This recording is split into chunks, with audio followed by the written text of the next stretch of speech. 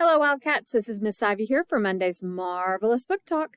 Since we are getting close to finishing up the 6 weeks, and I know many of you are focused on grades, the books that I'm sharing with you today have to do with school and grades and things like that. So these are all fiction books. They're written by Andrew Clements. They're pretty short, so very quick read and lots of humor mixed into them.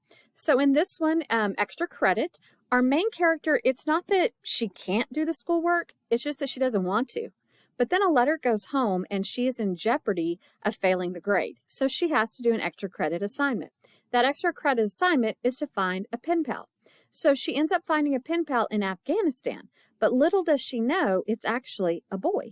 And that is against their cultural rules for a boy to be writing letters to a girl. So he dictates everything to his sister and she actually writes the letter. So as time goes on, they realize that these letters are crossing a lot more than just an ocean. It's kind of a cultural divide that they're trying to deal with. So it's an interesting idea, and that one's called Extra Credit.